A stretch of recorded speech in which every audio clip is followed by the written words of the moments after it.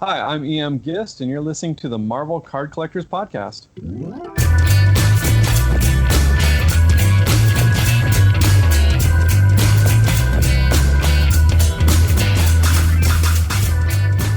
Hello everybody, my name is Ian Taylor and welcome to the Marvel Card Collectors Podcast, brought to you by the Marvel Cards Fan Collective, an awesome community of card collectors and creators. You can find our two groups on Facebook, details of which are at the end of this podcast, so come check us out. With me is my co-pilot in all things Marvel cards. Dare you say his name 3 times and he'll appear, but it's less Candyman and more Beetlejuice, a generous topping of Tim Burton up in here. It's Norrin Rad. I am so in love with you right now. That is amazing. That is my favorite. I'm going to call it. Today is the day. That is my favorite intro of all time. Well, a little mix of Beetlejuice and Tim Burton. I'm into it. Yeah, Beetlejuice. I love Beetlejuice. Oh, Beetlejuice is great. Are you kidding? It's amazing. It's such a good film. I really freaked out. My daughter's got no concept of it, and nor should she. She's 4. But I just randomly the other day when I was sitting with it, I asked Alexa to play the Harry Belafonte song from the end of Beetlejuice. Yes. And she initially said, "I don't like this, turn it off," after like 5 seconds of it playing.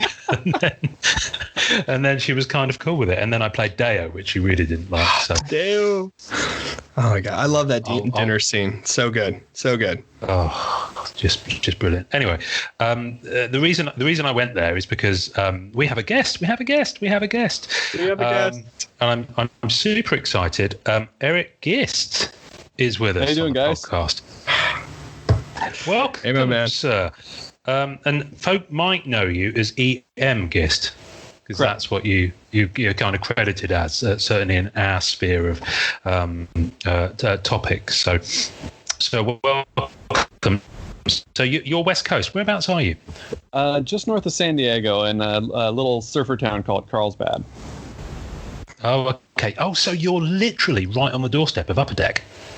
Yeah, actually, so I didn't go up and do the signings for the cards there on location because those actually came from not too far from Norrin. I think they got shipped out from South Carolina, I think is where their printer is. Something like that. One of the Carolinas. I think it was South Carolina. But anyway, but I did go up there when I did a print for them, and I actually just drove right up there. Literally, I didn't even get on the freeway. They're like 5 minutes from me. Oh. That's so funny. Hopefully they're not outside watching you, making sure you don't say anything untoward and reveal any secrets. I did actually see, when I was looking through the images on your Twitter feed and basically stalking you online, I was looking and I saw that you'd done a print for them. So did that come before you did the work on Marvel Flair, or was that kind of a lead up to it? Or No, I think that came after. I'm trying to think. They were very close to each other. I think I painted the set. It would have been summer of 2018. So mostly July, August of 2018, I did the cards, and then in December of 2018, I painted the print. And then it took quite a while for it to come out because they wanted it released in conjunction with the movie. So it's Dark Phoenix print. Of course, out, the Phoenix movie, and that movie kept getting not kept, but it got delayed. And so the print got delayed about 6 months. So they came out too close to maybe almost exactly at the same time, actually. Both the prints and the cards. So. Yeah, wow. So I remember watching the Dark Phoenix movie on a flight to the States at Christmas, so it was definitely, been out long enough to be on there. And when did Flair come out? In the summer? Was it summer? August? Was it? It had to be August. I think it was. Let me check, but I'm pretty sure. I think so. Anyway, so that's kind of the first time I became familiar with your name, because we did.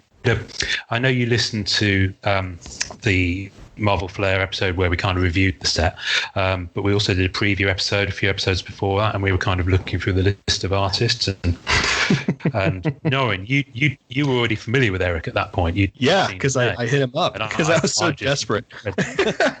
I was like, well, it's funny because I saw your work and Peach's work, and those were the two that resonated with me the most from the list. And I was like, oh man, if this guy does a surfer, I'm gonna have to like shell out some money and get the original. I'm not gonna mess around with this anymore. This is the way I go. So I remember hitting you up, and I still feel bad. And I was like, how you doing? How's it going? I'm interested. How are your pieces? And I was like, are you working on this set? And, very, very awesomely, he was like, I can't say anything so much, but I appreciate it. It was just a very nice interaction. And then I actually know some of the people who I can't mention their names just in case they don't want me to, but I actually know some of the people that got some of the original pieces from there who are good friends of mine and very nice. And so I'm just so glad to see your work and see those guys get it instead of, you know what I mean, it staying in limbo or somebody, doing whatever with it and actually going to like real trading card collections, which is just, It's just been the really cool part to see that. And then of course I saw your covers and I've seen what you do with Aliens and Predator and the Universal monster movies, and just to see those kind of really amazing lighting effects, right, that we love from those black and white pieces, to see the lighting getting in the crevices, the looks of like horror and like misunderstanding and complexity, and just been very cool to see you pull that into the Marvel world, like with Moon Knight and The Thing, which was something. Did you do The Thing on the side of the pieces you did for Flair? Yeah, I've got an obsessive streak in me, and doing 11 cards sat weird with me. So I wanted to do a 12th illustration to kind of round it out to an even dozen. And I've always loved Ben Grimm. I think he's just an amazing character. I mean, obviously going back to my sort of Universal monster roots, I mean, he's very much he's that character. Exactly. He would have fit right in there. And so I wanted to paint him. Plus, I knew that if I ever do an official illustration of him, I wouldn't be able to do it like that for obvious reasons. Yeah. So I wanted to do that version of him that, from my childhood. And so, yeah. So that's where that came from. I also actually did it, if anyone's interested, I did most of that, probably 80% of it, as a demo for the school that I teach at, and it's on YouTube someplace. Oh, okay. Wow. Cool. All right. I will be. Well, we'll find that. Yeah. Well, what we normally do, cool. I mean, you'll know because you very kindly listened to a few of our episodes in preparation to this, so thank you. We'll pop up some tasting notes and we'll link to that. We'll find it. We'll hunt it down. We find everything. Yeah, it's not too hard to find. Yeah, which is not at all sinister to say. So let me back up a bit, because I definitely want to get into the Flair stuff. I'm just curious to know your route in, because I can see you're wearing an X-Men t-shirt there, and I can tell from your Twitter feed that you're a fan of the Marvel kind of universe and that kind of thing. So I guess there's two stories here: is your journey to being an artist and where you are now, but also and how that interacted with the comics and where that came from. It just give me a sense of how you came up and where that fitted. So, I mean, if you want to go way back, when I was a kid, I came from a fairly blue-collar area, fairly rural blue-collar area. And so there wasn't a lot to do where I grew up when I was a kid.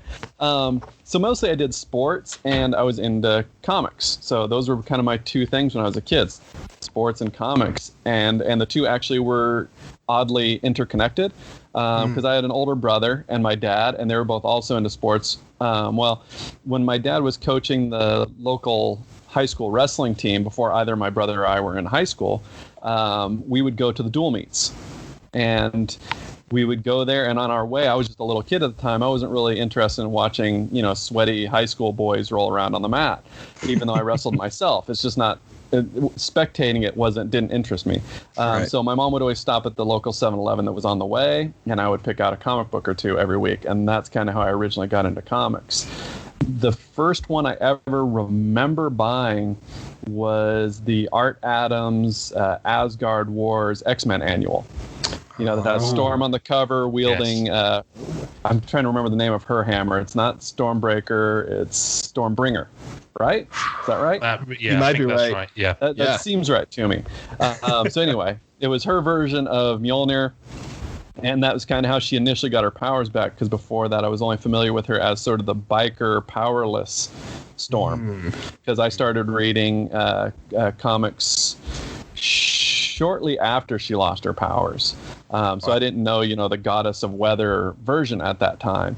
And so that was kind of the first thing I remember buying. I know there were some before that because, like I said, I was familiar with Storm and Spider-Man and all that. So I know I had gotten comics, but that was the first one I remember grabbing it and becoming sort of infatuated with comics and thinking, okay, this is my thing. This is what I'm into. I really like this.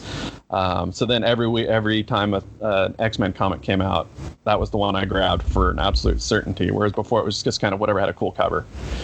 Wow. So that was kind of the beginning of me getting into comics. Was, my family was really into sports. My dad was a coach, and so sort of as a reward for going and being good and being quiet during the dual meet, my mom would let me buy a comic. So that was kind of the beginnings of it.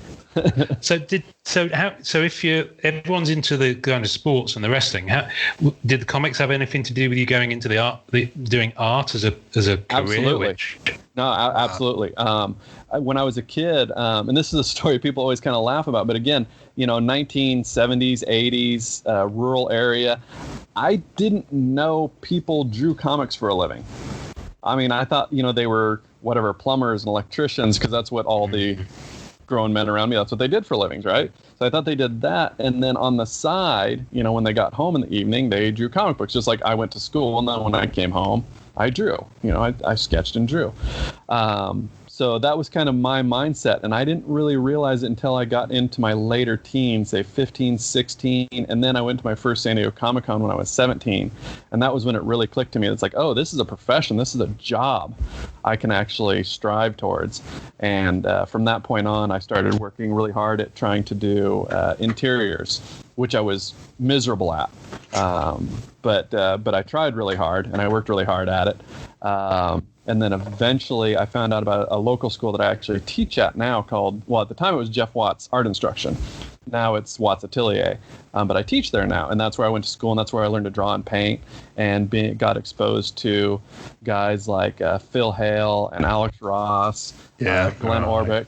Guys like that, Boris and Julie, all of that sort.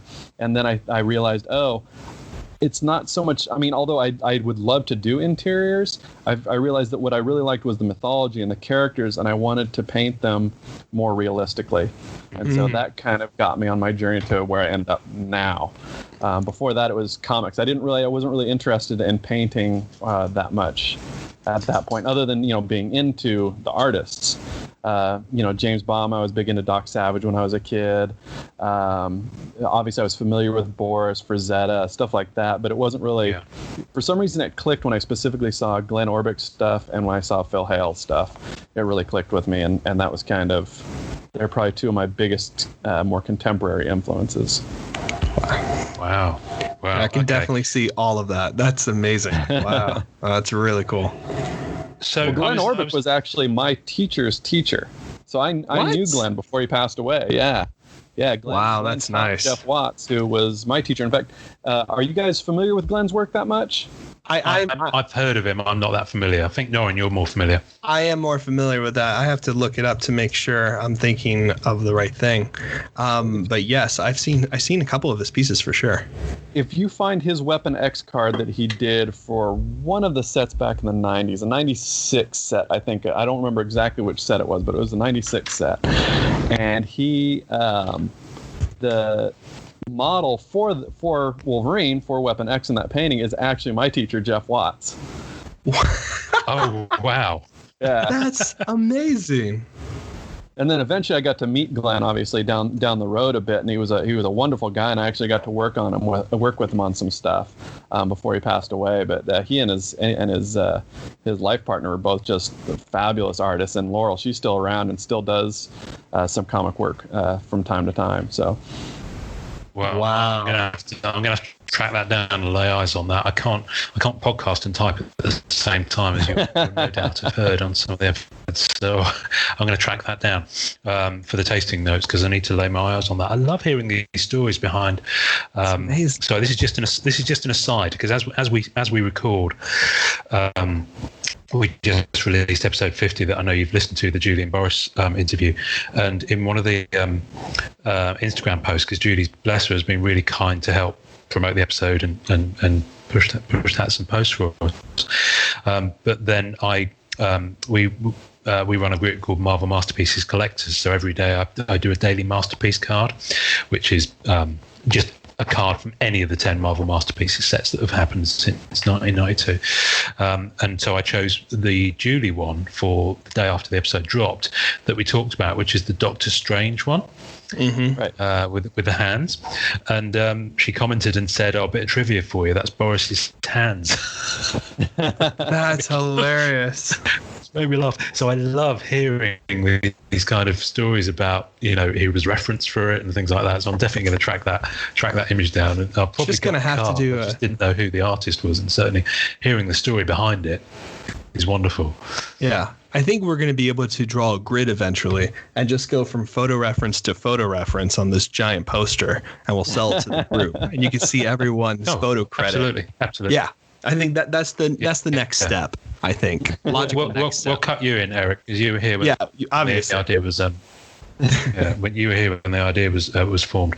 So. You'll be one of the authors, because obviously you're definitely because on your website, so you the direction that you've gone in, and this is evident in how you've rendered the pieces for Marvel Flair, is the dark art of E.M. Gist, and I'm just curious to know what was that a natural progression, or did you kind of set out and think, oh, that's the style I'm going to get to, or did you arrive there over time, or? I think that was a pretty natural thing from fairly early on, because I mentioned that when I was a kid, and still am, I was into sports, I was into comics. The third thing I was into was horror movies. Yes. And so, initially it was the stuff that was out at the time. Like I loved the slasher films of the time. At the time, Nightmare on Elm Street was a big obsession of mine. But then my dad, being who my dad is, who was great and always really influential on everything I do. Hang on. Dog on the podcast. Oh my God, brilliant. So cute. Boy or girl? Girl. This is Harley. Oh, Harley. Nice. Brilliant. She doesn't like being ignored, so. No, How could you ignore something that precious? Okay, that is what adorable. She says too. She makes sense. Almost everyone we've interviewed just had some sort of pet come onto the podcast, awesome. Including Norrin's regular go. So artists are definitely have an affinity for pets because they become studio partners. So. Studio partners. That's what I call my buddy, my writing partner. Is he there, Norrin? No, is your dog or your cat with you? No, he's with the wife, hanging out. His preferred partner. My cat, though, is a recluse, so she's hiding somewhere, I'm sure, in my office, but I have no idea where. She'll suddenly leap on you with claws. Anyway, sorry, Eric, you Harley interrupted your train of thought. We take detours. This is just how it is. I honestly can't remember where you got to. I think you were talking about... you're talking about Friday the 13th and horror, Friday 13th. And your dad. Yes. So then my dad, when he saw that I was into movies, my dad's also into movies, but he was going to have none of this modern horror stuff and started exposing me to... the classic horror stuff, Universal monsters and things of that sort, and Hitchcock, and, nice. Things along those lines.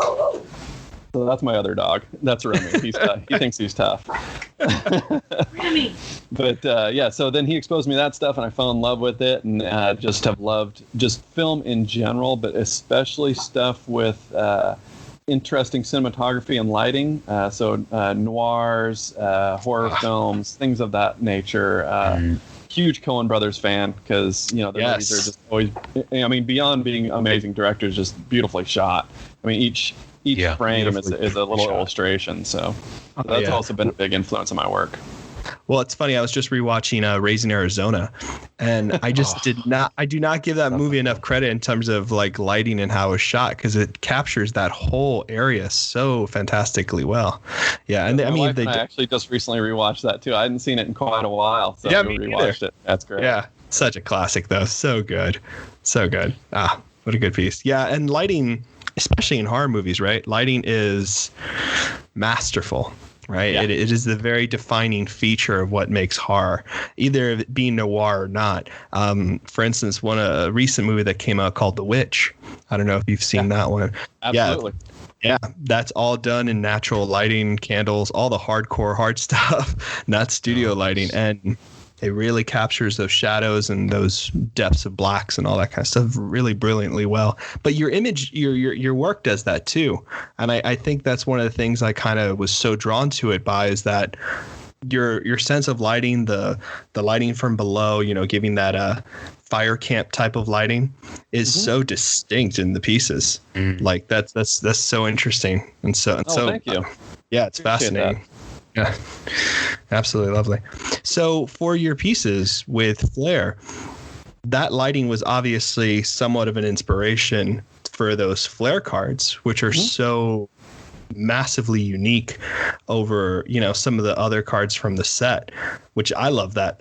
That's what I love so much. I mean, if Upper Deck listening, I think we should do a horror set and put Erik in charge of it, just so everybody knows. I just want that to be clear. That's my vote. I just want that to be out there. So could you tell us a little? My AD on the set is a huge horror fan. In fact, I met her at a horror convention. No, well, I was going to ask who because I'm guessing you've got an AD there, and we're starting to talk to the guys at Upper Deck more. So I was going to ask how that whole process and relationship kind of works, because I'm always curious, because we've had sketch card artists on a fair few times, but I don't think we've had anyone on who's worked on any modern sets from a point of view of actually creating the art for the base cards. So you're kind of the first person who we've had recently, because when we spoke to Dave DeVries, because of course he had some pieces in Flare after an absence of some 20 plus years from doing Marvel cards. He didn't tell us about it because I don't think he could at that point. No, I think the timeline was it was they had an announcement or something. Unbeknownst to us, he'd already done his pieces, and as had you at that point. So I'm always curious as to how that process starts, because you kind of talked about the timeline. But do they just reach out to you in terms of creating art that goes into the actual the set, as it were, or did you approach them? How does that work? The way that it specifically worked for me is that I was exhibiting at a horror convention called Monsterpalooza, just up in Burbank, just up by LA. And the AD, I don't know if she wants me to mention her name. No, that's cool. No, you don't have to. Yeah. But she came up to my booth and asked if I would be interested in working on some stuff, and I was like, yeah, it'd be great. It'd be, super fun. Just get in touch. And at the time, I didn't know that it was going to be Marvel comic stuff. I kind of figured it would be something horror, because it was a horror convention. But it just turns out that she's a big horror fan, and that's why she was there. Wow. She liked my work, and then got in touch shortly after that to tell me exactly what it was. And I was beside myself. I was super, super excited because, as I said, I've never really been into the card collecting hobby that much, but I have bought cards because of the artwork. Just basically have, at the time, again, I mean, you guys know how it was back in the 90s. There wasn't so many, there really wasn't internet. I mean, not like there is now. Where you could get images off of it. There wasn't as many collections of artists' artwork. And now every artist comes out with a monograph of their collections of their work. In fact, I think you even mentioned was it Boris and Julie? They were one of the exceptions, right? A book eventually came out with all their Marvel stuff in it. Which was awesome. But again, that was kind of unusual back then. Unless someone was a huge name, that didn't happen. So the only way to get reproductions of their work was by buying the cards. So I did. I can't remember exactly where I was going with that, but anyway, I was excited. And the way it worked for me is she just gave me a list of characters. I don't remember how long the list was. I want to say it was somewhere in the range of 50, 60 characters on it. Wow. And told me to pick the 11 that I would want to do. And I actually got every single one of the ones that I wanted. Really? Super No. great. Yeah. I'm not sure if so I you mean I got don't to think they did choose. duplicates. Yeah, I got to pick off of a list. Wow, you were probably one of the first ones to pick off the list then, maybe. I mean, the Yeah. ones you picked are so perfect for kind of Lots of so perfect for your style. Yeah. Silver So Surfer was not on the list. Otherwise, I would have picked him because he's so much fun to all I all know. the chrome texture on the figure. Oh man, I would have spiritually, loved. spiritually we're connected, and I knew that was coming. I felt your energy across the Skype video, and I was like, he would have picked Surfer. I understood. I understand. No, it's funny too because that's kind of always my thing. I'm always like, oh man, that's the first thing I thought. No joke. I mean, I'm pretty one track minded, but all the other pieces you did were very, very much a great example of that kind of style, and I just found that so much fun. Cat. He didn't choose Black Cat. I'm pulling the podcast right now. Ian's done. It'll just be you and me for the rest of the interview. I'm sorry. He's left in a tiff. He's a little upset. It's okay. This happens every once in a while. Either one of us leaves. I don't know. So when you did your paintings for Flair for those particular characters, what were some of the decisions? Like maybe like an example, like Moon Knight or whoever you want to talk about, right? What were some of the things where you looked at it like, okay, I know I have to do this for the character, or I want to come at it at this angle? What were some of the decisions you made? Well, let's talk about Moon Knight since that seems to have been one of the more popular ones that I did. For that one, the thing that's always interested me about that character, and one of the reasons I picked him, was the white on white aspect, which I think is super cool. Cool. You get to do a lot with color lighting with him because it reflects every color, whatever color lighting you put on him, it reflects it. So that was really interesting to me. But also because it is white on white, you don't want to paint him, in my opinion, you don't want to just paint him spandex. Because, I mean, Spider-Man, spandex, right? There's lots of cool patterns, lots of cool stuff going on, so it can be a spandex outfit. Right. But with him, I wanted to bring in a lot of different textures. Plus, from what I understand, when he was originally designed, the idea was that his outfit was at least in large part silver, not like actually made of silver, because he was brought in to fight Werewolf by Night, right? Brought in to fight Jack Russell. Yes. So it made sense that his outfit would have a large amount of silver in it. So I thought, having the inside of his cape being a satiny, in my mind, some sort of flexible silver fabric would be interesting. Having the actual emblem on his chest be silver, metallic. But then I also wanted to bring in some of his mercenary roots. So I thought his pants would be almost more like army fatigues. Wow. And not skin tight spandex. So just trying to bring in those different textures and trying to get that to read in the illustration was something that really interested me with Moon Knight specifically. You really get that shimmer on the cape, on the cloak, I guess it would be called, where you see the cloak kind of folded off of him. You see that shimmer so well in the card art, and you can see it on the moon symbol as well. But yeah, what a brilliant idea. That was really, really clever. Well, I was real fortunate because my wife is actually a seamstress. She's also an artist. She's a painter as well. Wow. But she, so Meadow Gist, if you want to look her up, her work is amazing. She does mostly historical work, Native American historical work. But she's also a seamstress, and she makes a lot of the costumes for her own paintings. And she made a cloak, and I didn't even think of that at first. I had one, and I was asking her where it was, and she goes, well, why don't you use this one? And I looked, I was like, that's exactly what I want. I mean, it wasn't white, it was red, but it's still, it was the textures I wanted. It had the kind of heavier fabric that I wanted, whereas the one that I had was kind of more Ren Fair, cheap costume fabric. Right. Whereas the one she made was like, it looked like something out of a Little Red Riding Hood movie or something. I mean, it was like cinematic quality. It was really cool. So I got to use that. So that was super convenient. And that made painting that shimmery fabric on the inside a lot easier. Wow. Well, you can really see the detail in there. And I really loved your creatures as well. I mean, you did Beta Ray Bill, right? Mm-hmm. That must have been crazy fun to do that skull kind of like head shape. One of my favorite characters. Once I started getting really into comic books, I started going back and I discovered Beta Ray Bill, and then I went and started sort of reverse collecting all of the Walt Simonson run. Because I'm trying to remember exactly when his run started. I want to say it was 83, maybe even earlier than that. But he had a long run, right? Super long run where he wrote and drew it. So when I found out about that, and then I found out about comic shops, I started, going back and buying a bunch of that stuff. And since then, Beta Ray Bill's been one of my all-time favorite characters. So when I saw him on the list, he might have literally been the second one I picked. So it's funny that you're listing them off, because you're actually listing them off in order that I picked them, because I picked Moonlight first. I'm a huge Bill Sienkiewicz fan as well. Yes. I love the old Moon Knight stuff. Loved Hitch's run on it. I mean, it's just so much great stuff. And then Beta Ray Bill was my second pick. And then I basically just started looking for any X-Men character that was still on the list.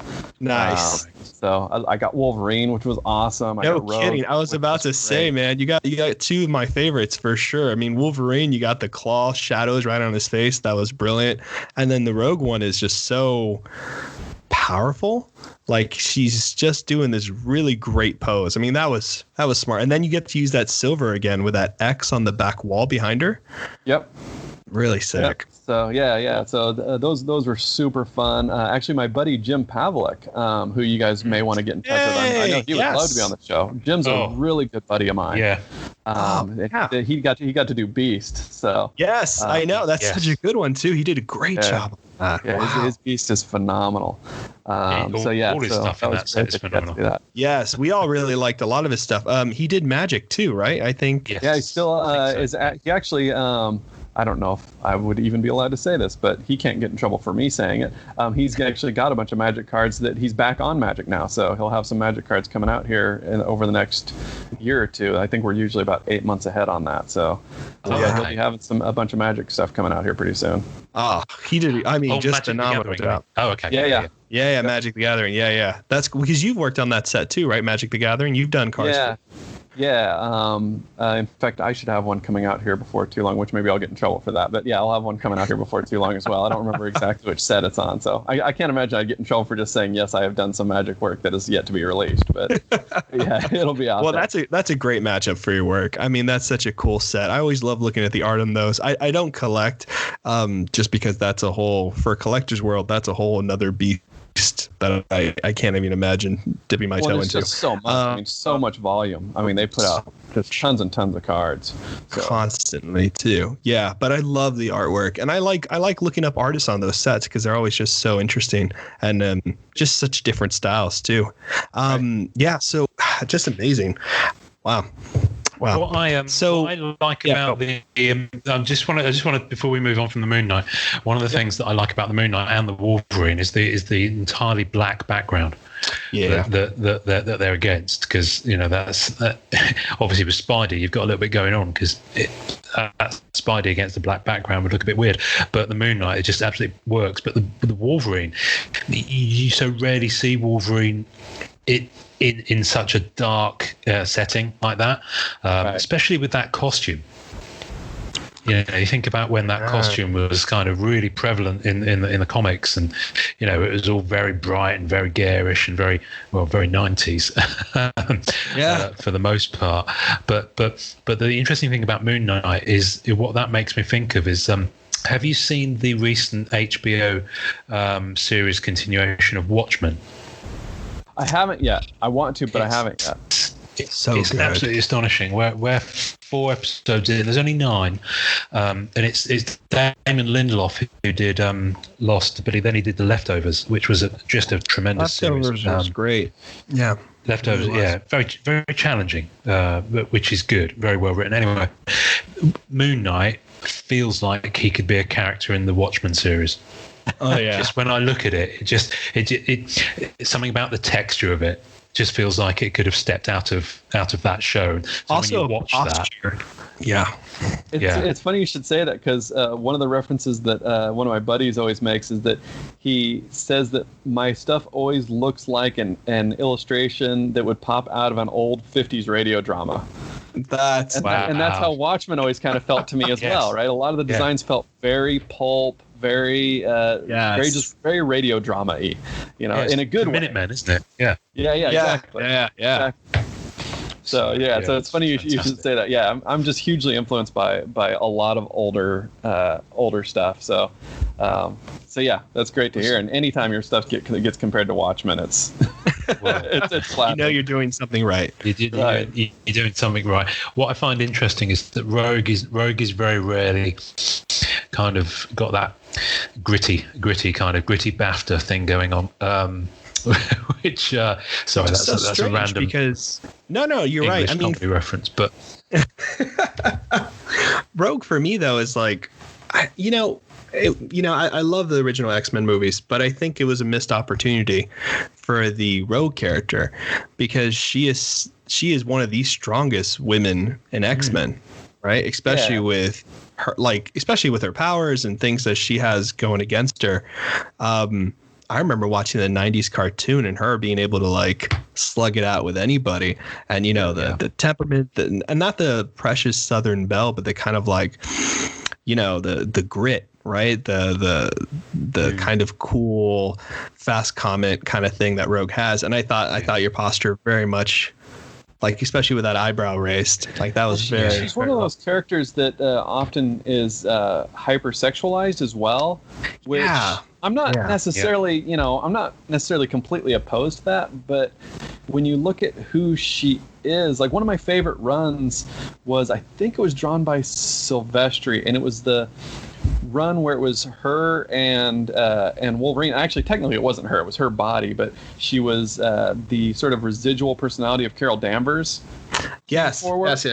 And they're escaping from Madripoor, I think that's what I want to say, or Genosha, something like that, right? They were escaping from some sort of prison where they were imprisoned for being mutants. And Wolverine's healing factor is on the fritz, and Carol Danvers kind of takes over. But I was like that kind of aspect over. She, like you said, she's tough. She's not just this delicate wilting flower. She's right.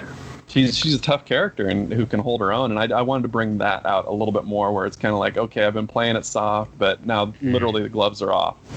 I love that type of attitude. It is good. It really reminds me of some of the just because it's fresh in my mind. Sorry to keep harking back to it, but I think you'll be pleased with this comparison. If you dug the Watchmen reference, you'll dig this. It reminds me of Julie's female characters and some of the poses. Right. Yeah, that strength, that inner some strength. Of the Marvel characters. Right. That strength. Yeah, exactly. That kind of don't with me kind of attitude, if you like. But what I find interesting is moving on to your Beta Ray Bill is there's a contrast. Is some of your pieces obviously got the darker, the grittier, the Moon Knight, the Wolverine, the Rogue. Beta Ray Bill is probably the brightest I've seen him done on Marvel cards for a long time. So I thought Mysterio was quite bright as well. Just that contrast between the brighter pieces and the darker pieces that you did for the set. Was that a conscious thing to kind of almost go against the grain a little bit of how they're portrayed, or it wasn't conscious to go against the grain of how they're. So that wasn't conscious, but it was conscious to have variety. When people looked at the set, I wanted it to be unified but not homogenous. So I wanted to try and bring out what was interesting about the character, and also at the time, Ragnarok, I'm sure, was still freshly in my mind, and so I'm sure that influenced Beta Ray Bill as well. That kind of bright 80s, almost video gamey feel to it. That curvy art type of stuff where you get all those bright colors and those pops. Yeah, because you really, and the movie did such a good job of that with the set decoration and the props, right? Everything had those really bright cosmic colors that you would get from those books back in the day. Right. Well, I loved how bright a lot of the pieces were. One of my favorite pieces, which I think is kind of undervalued a little bit. I mean, I like them all. I like them all as a set. I really do. But I think one of the pieces that jumps out at me with the detail and the vastness is Rhino, actually. Oh, yeah. Yeah, because I feel Rhino. I mean, I like Rhino. The thuggy characters, I think he's he's great. Because he embraces the thugginess, right? He never tries to be anything else. No. He's the muscle, and that's all he wants. He is the muscle. He is Rhino, and that's it. And aesthetically, it's funny how a costume like that ages across comic books, right?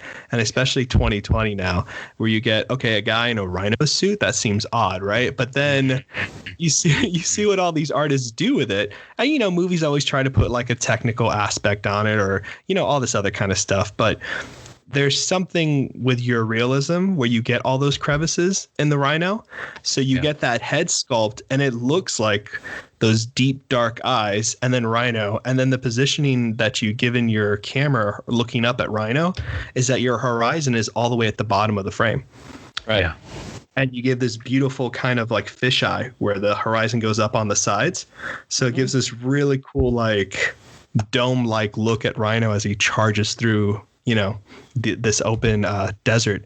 I love that. Such an interesting, such a smart way to play with a background. Because on some of the pieces, the backgrounds you have, like on Man-Thing and Spider-Man, right? Those backgrounds are subtle. They're not, it's not all background. There's a lot of good empty space there, but when you see it there, it's very complementary to the frame of the card. Right. Well, with the cards, they're going to be shrunk down so much that I always think people they really want to see the character, but at the same time, I don't want to cheat too much on the background. I want to get just enough in there for flavor or context and not take away from the character if I can avoid it. So, I mean, that's just a cover thing as well, but especially in cards because they're shrunk down so small when people see the artwork. Just enough to give some flavor or context. And I found some great reference of the desert, and I was like, oh, that's how I want this illustration to feel. So actually, I built a lot of that illustration around just a scrap piece of reference that I had that I thought for some reason looked like it should have the rhino in it without the rhino even being there. So I just painted the rhino into it. That looks cool. That's awesome. Well, the one that I like, because I noticed this when I was looking on your Instagram, is the Juggernaut, because he's just I love that image of Juggernaut. It's probably my favorite Juggernaut I've ever seen. But it was the reference model that you used. You credited him at Baker Model on Instagram, and I just went and dived into his feed and some of the stuff that he's done. Great. Yeah, Yoni's amazing. That guy's he's also my Conan. He's most of my big muscle bound characters. So he was also Rhino for the most part. Obviously heavily modified, but yeah. So I used him for most of those cards. I think Spider-Man was another model. Roberto Giammario, who's a good buddy of mine, was Spider-Man. Of course, you've credited him as well. Yeah, I've seen that. Yeah. But most of them were Yoni. Yeah, I mean, especially the big, beefier characters, Juggernaut, Rhino, characters like that were mostly him. He was also Moon Knight.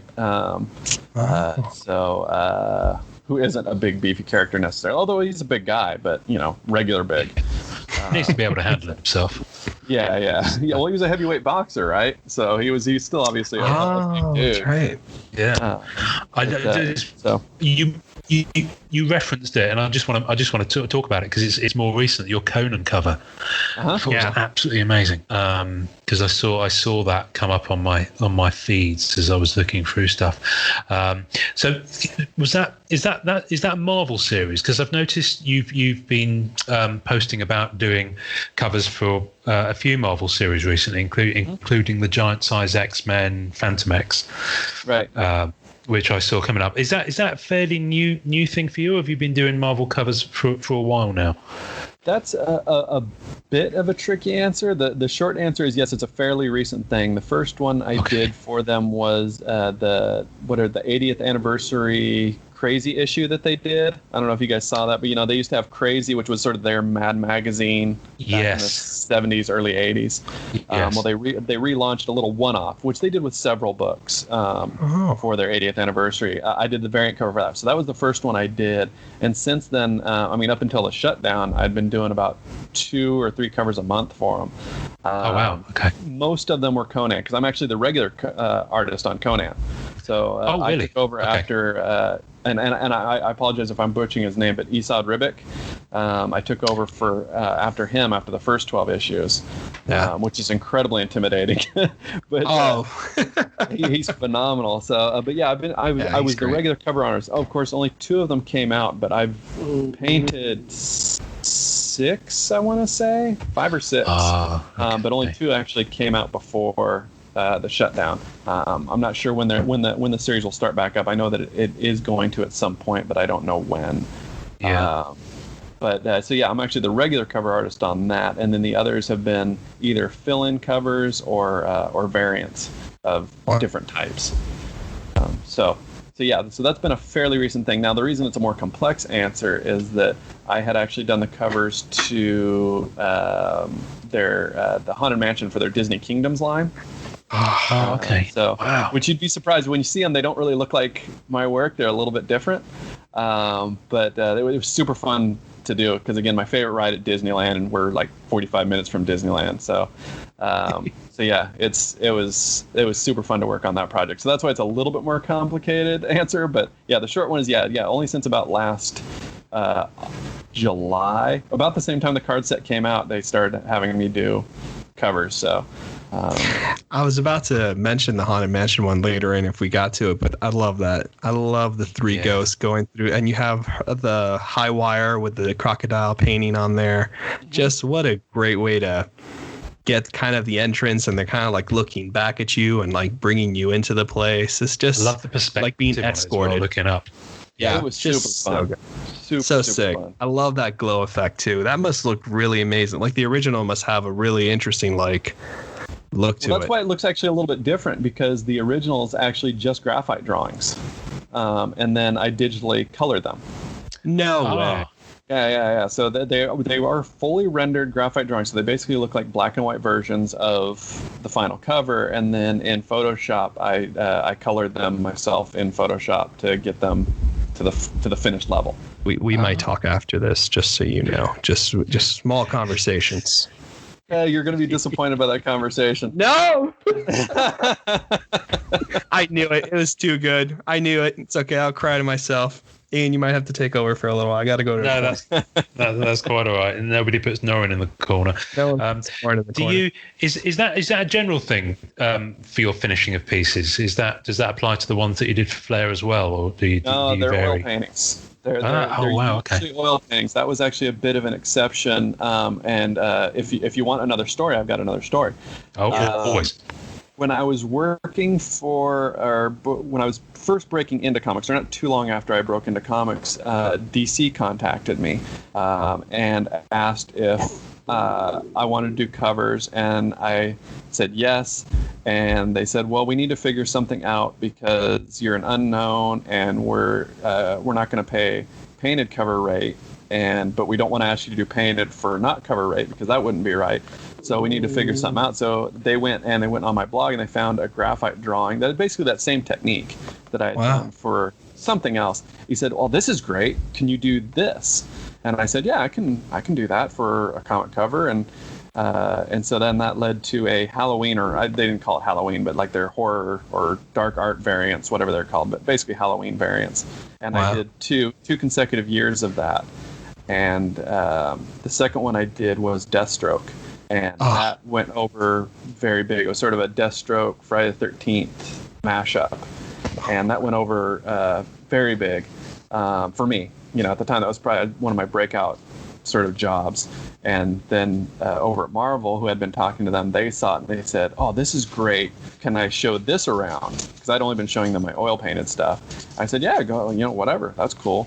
And they liked that and wanted that look for the Haunted Mansion stuff. So that's what kind of led to that. And then I also did some promotional posters for them for a VR game, or not VR, it was a VR, VR, like 3D VR game that they were announcing. They had me do 3 posters that all interconnected to one big poster. Wow. Nice. So I did that technique for that as well. And that was really cool because I got to do Hulk, I got to do Deadpool, I got to do Rocket. I got to knock a lot of characters off my bucket list for those posters. So that's cool. Freaking cool, man. I just found the picture of it.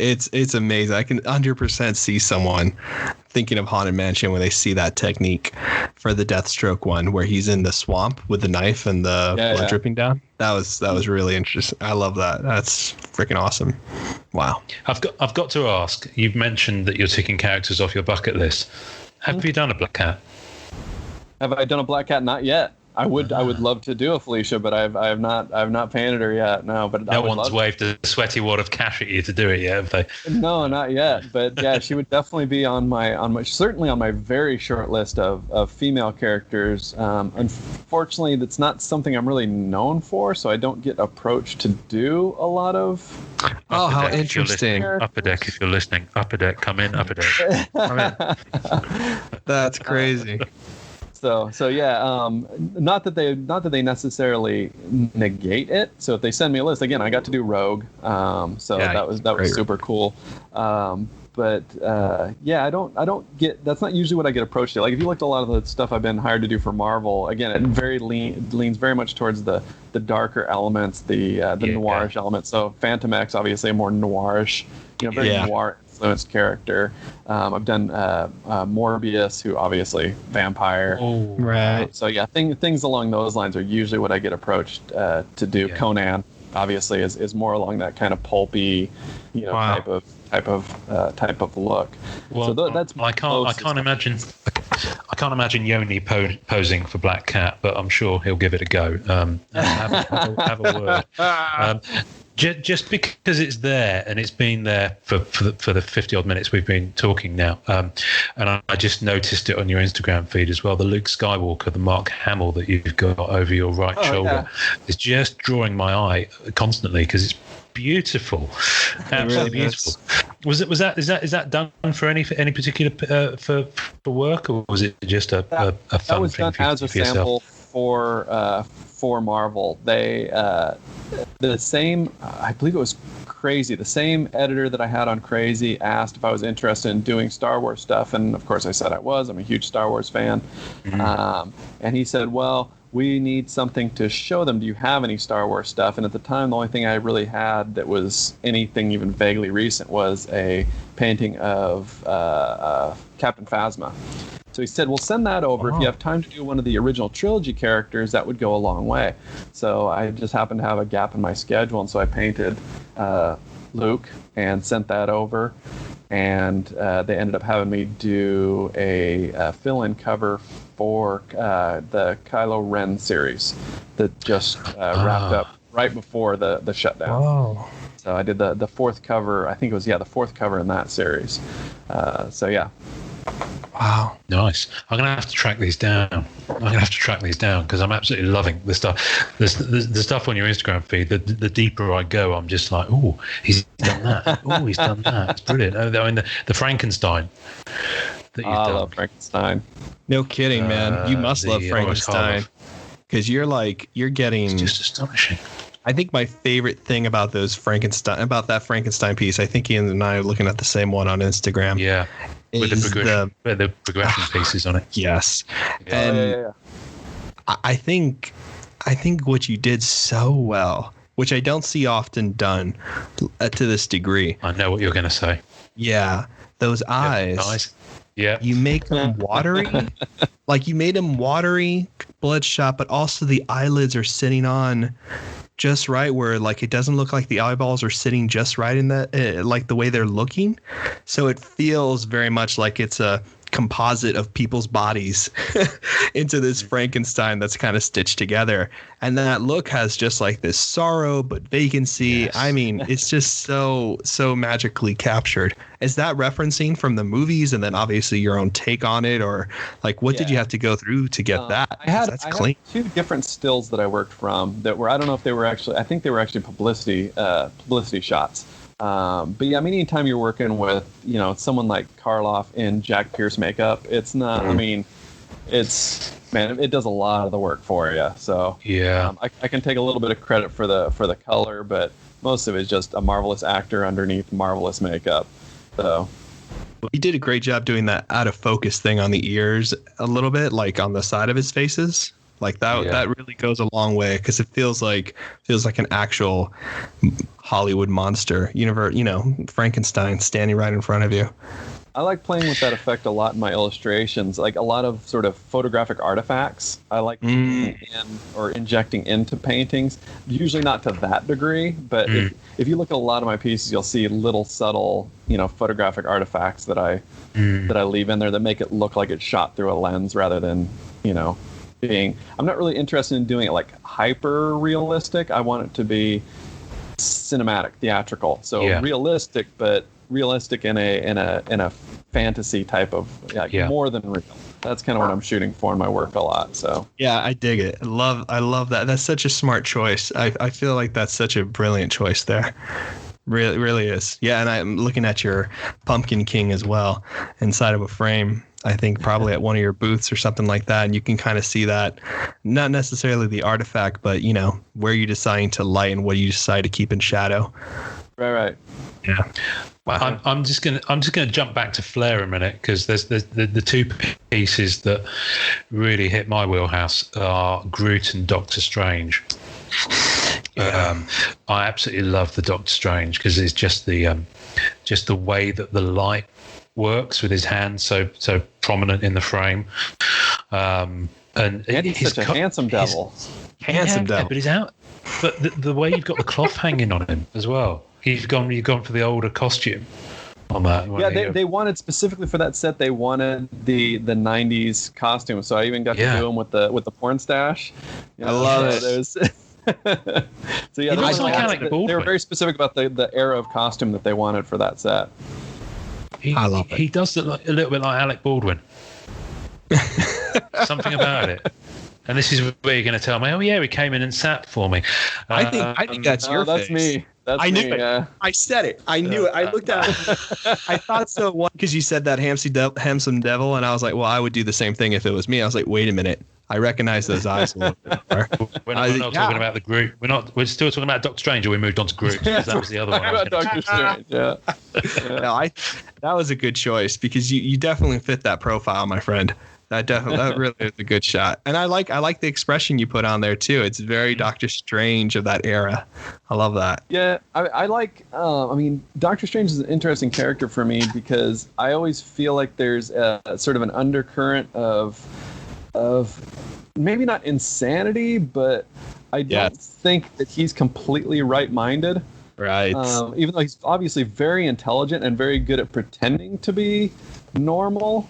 Right. I don't even before he was magical, I don't think he was all there. I think he lived in his own reality. Well, there's that ego, that arrogance that he had. That just carries through into not a recklessness, but a kind of a I don't know, something about it. Because now he's got that power. It's kind of like it's almost a reckless kind of approach, but he's kind of got the skills and the magic to back it up. Right. And certainly some of the issues I've read, when it doesn't go in his favour, it doesn't go. Especially more recently, they've played with that a little bit more in the more recent stories that they've done with him. Is that he can fail. Which is a really interesting side of his character for them to be exploring. So I'm kind of hoping they explore that more in the movies. Yes, yeah, that's what I'm hoping too, because I'm hoping that kind of make him a bit more tragic. I think he's going to be the new Iron Man, where he does fail. He is a bit more of a tragic character. So I think that he'll definitely be taking over that role, because Spider-Man. They set him up as the Iron Man replacement in the movies, but if you get too far into that with Peter Parker, he's not Peter Parker. Peter Parker. Spoilers for anyone who hasn't seen Endgame, by the way. Yeah, right. No, now you're just deliberately not watching at this point.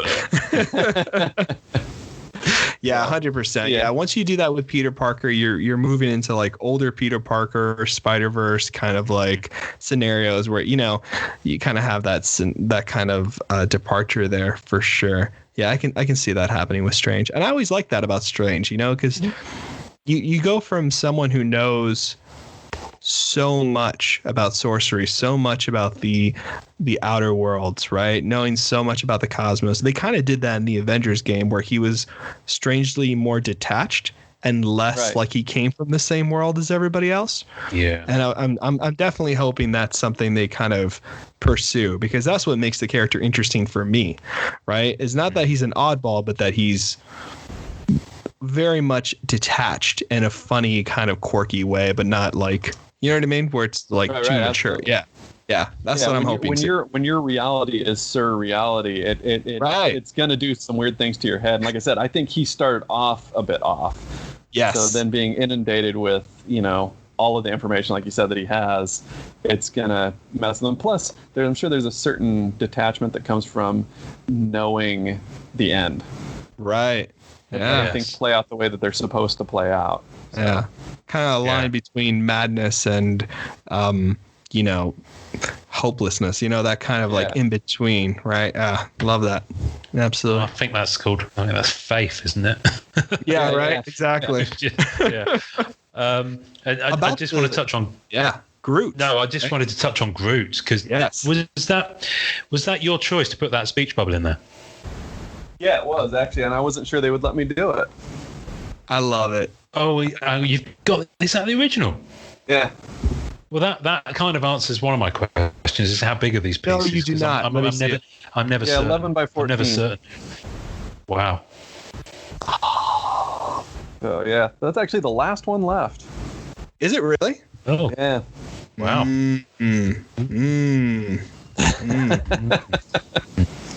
I wish if I had all the money in the world, I'd buy everything. That's just the fact of it. But I love that you still have it there, even though I'm sad for you to still have it there because that should already be purchased, in my opinion. But to see it across video, that speech bubble, that's such a good effect. Like that was an amazing. I thought that might have been after, and I was like, because it looks so clean, like it looks so perfectly placed. I went back and forth on it, and then when I drew it in, I was like, I'm gonna go ahead and paint it. I'm gonna go ahead and paint it in because I just think it looks so cool, and it's.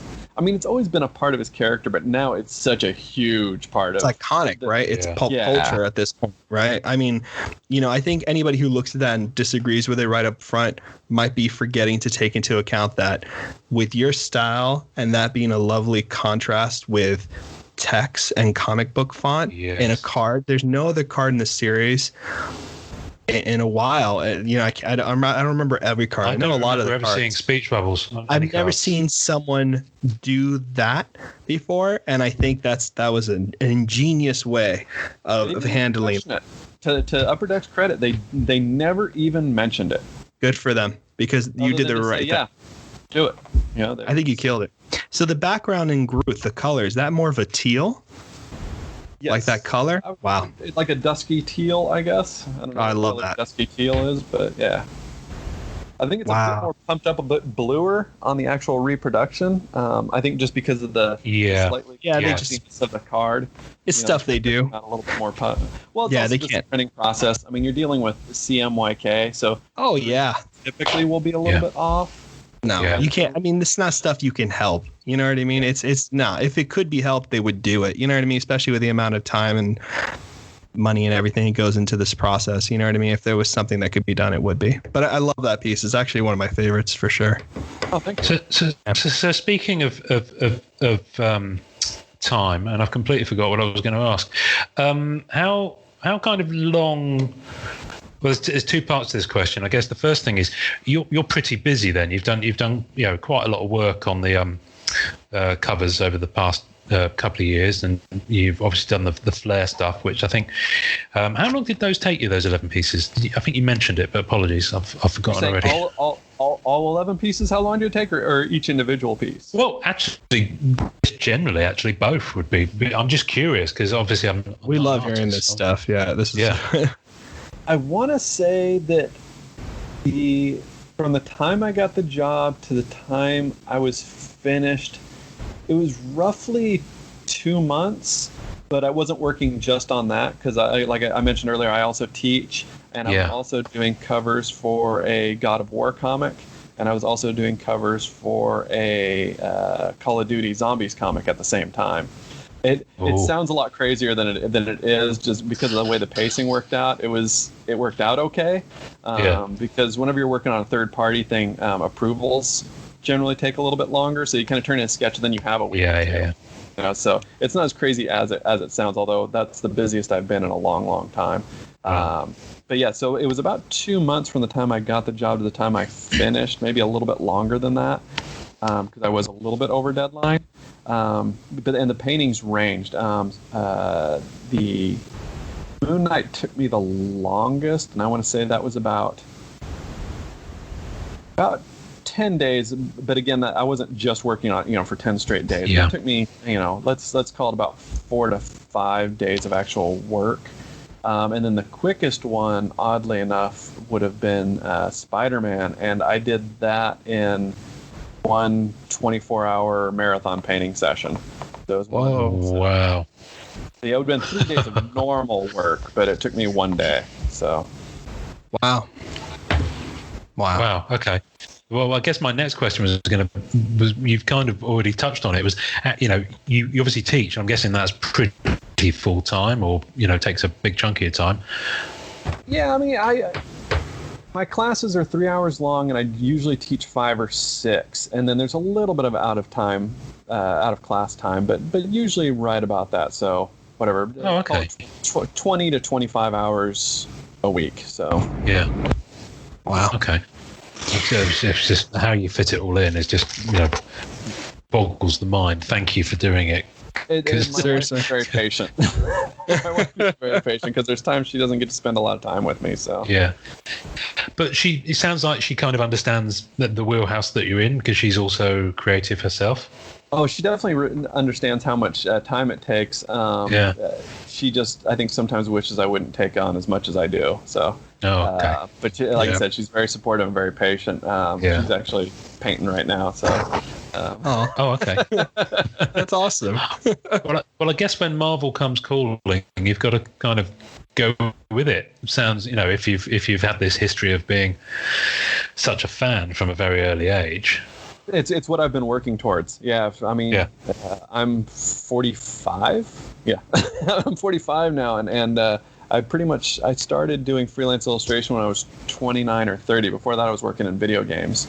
So yeah, pretty much that entire time. Really, I mean, since I was 17, I've been working towards working for Marvel. So I actually had to turn down the first couple covers they offered me. I had to turn down because I was too busy.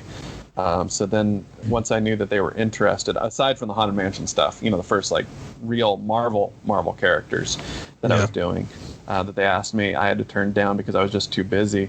And then once I knew that they were interested, I sort of reworked my schedule so that I was in a bit of a holding pattern. I was taking more private commissions and not as much pro work. And private commissions you can kind of push around a little bit more. Yeah. And so then I just kind of sat and waited for the next one to come along, and then when it did, I jumped on it. So wow.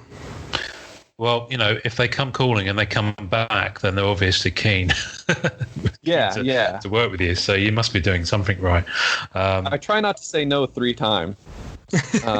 Yeah. I think that's a bad sign. So yeah, and that ties back to our opening there. So that's good. Yeah. That's good. Full circle. One thing that I guess my next thing I wanted to ask really was, do you know if would you like to do more trading cards? Yes, I would. I'm not hesitant to say yes, I would. I'm just hesitant as to what else I can say. Okay. But yes, I would. No further questions. No further questions, sir. Nothing else. The defense rests. We will put a pin in that then, because I know that you can't, with the way these things work, if you can't talk about it, then you can't talk about it. So, and they will turn up at your house because they know where you live. And you live close. So, yeah. And you live very close. Yeah, they are probably watching us right now. Do you ever... have you ever been tempted to do? This is just something I'm just popped into my head as a question, because sketch cards are such a thing now with the hobby. Have you ever been tempted to try that format and that size? At one point, I was in touch with a guy. I don't even think he works at Upper Deck any longer. I'm sure you guys, I mean, obviously this is your wheelhouse, I'm sure you know, but there was a big shakeup at Upper Deck about... It was a while ago now. I want to say probably 8-9 years ago, something like that, where there was a bit of an issue with the ownership and upper management. And at that time, I was talking to them about doing some sketch cards for their one of their Marvel sets. I think it might have been Marvel Versus. I don't know if he ever even told me. He just asked if I was interested. I said I was. But at the time, then that's when sort of the big shakeup happened. And you know how things go in that industry. Things like that happen. Things shuffled around, people leave, and then I've just never heard anything more about it. I wouldn't be opposed to it. Wow. So Be interesting because we know that one of the interesting things is Simone Bianchi. Of course, he did the Marvel Masterpieces 2018 set, and all 15 months of his life it took him. And he's lovely, just a lovely guy. He surprised everyone in when they released that set on the EPAC platform. Some sketch cards by him appeared, and then have subsequently appeared in some other sets, which I find it interesting seeing the contrast in style, because obviously he's working in a very different format, so it's unmistakably him, right. but it's a different style of him, because he's working he's in a very got such a great space. style too that's very what would be the word, malleable, I guess. It's very adjustable. I don't know if you guys read his the book he illustrated, Sharky. Yes, I got it. I've not read it yet. Sharky's marvelous.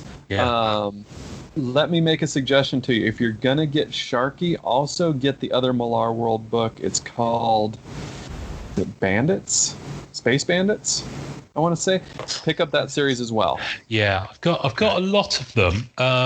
Sharky, I kind of slowed down because I've got a 4-year-old, so I was finding my reading pile was getting bigger. I was buying stuff but not being able to read it. So, his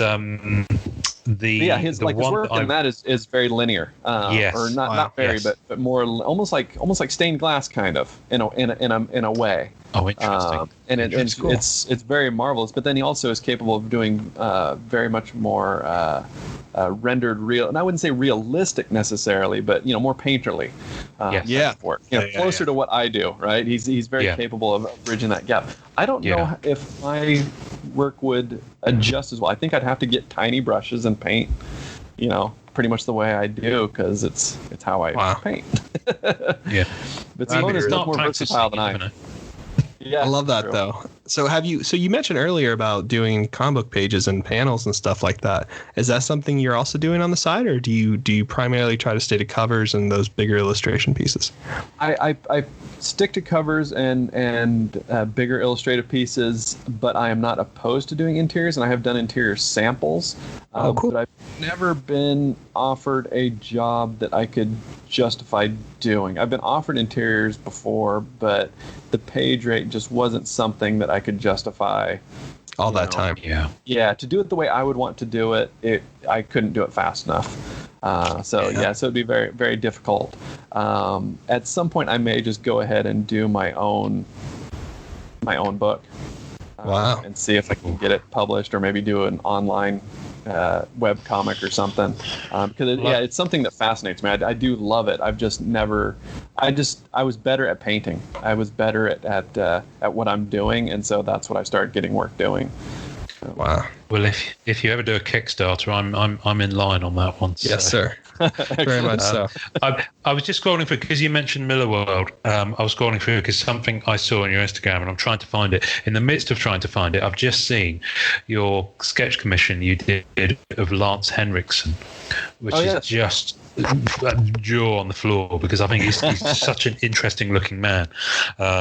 And I grew up with Aliens and Millennium as well. That series he did, that X-Files spin-off that he did. He's fantastic. I mean, it's such a shame you haven't seen him in a lot of other things.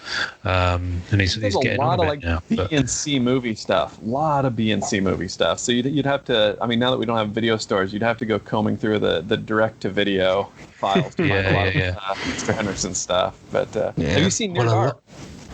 Yes. Yes. Dark is wonderful, isn't it? Oh, it's an amazing movie. Brilliant film. Catherine Bigelow. There's another character that I saw that you've got, the Death Head, Dark Horse Comics one from 2015, and that really reminded me of Sandman. Just that right. Yeah, just that nose on there. But anyway, no, I've gone off on a tangent, as we do, because I was looking as we do your Jupiter's Legacy sketch cover commission. Where is it? This is fascinating listening for people. I saw it on your Instagram feed.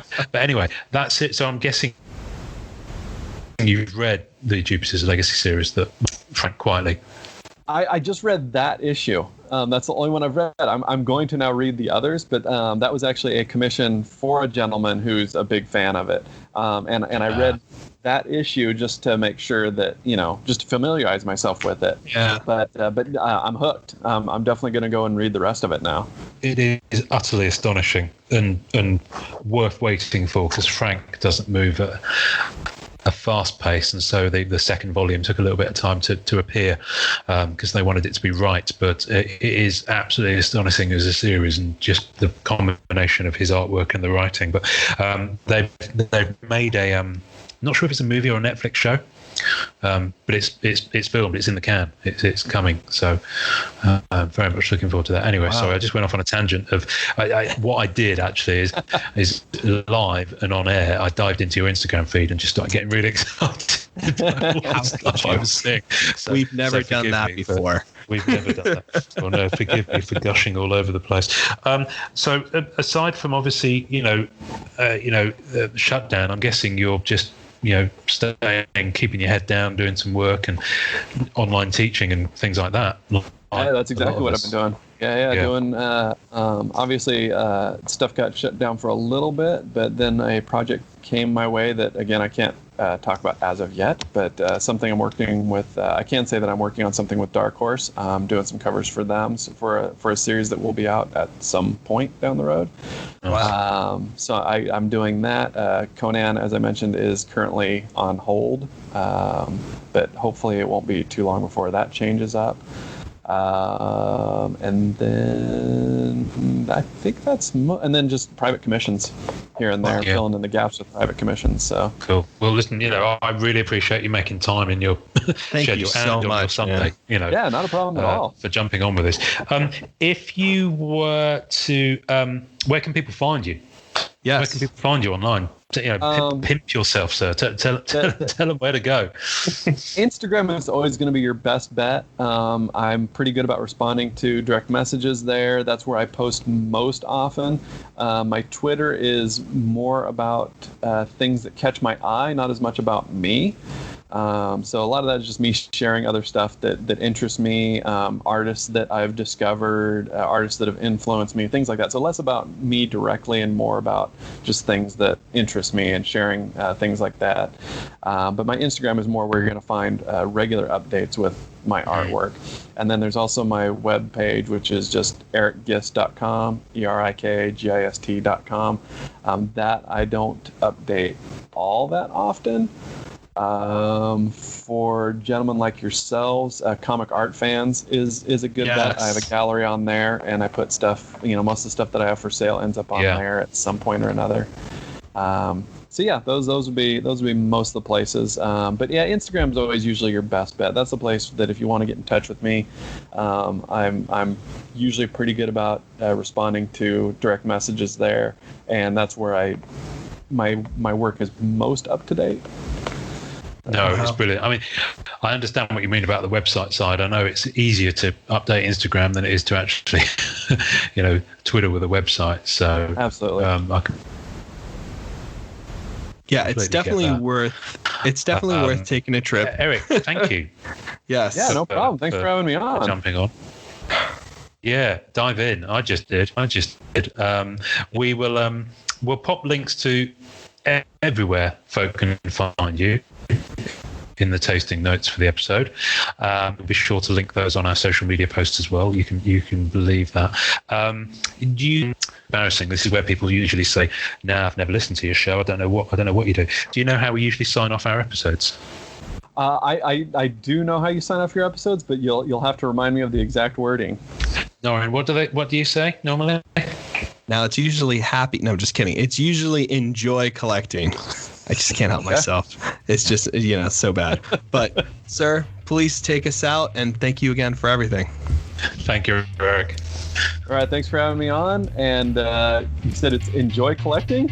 That's the one. That's the one. All right, guys. Really cool. Thanks for tuning in and enjoy collecting.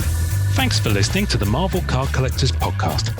Visuals and tasting notes for each episode can be found on our Facebook page.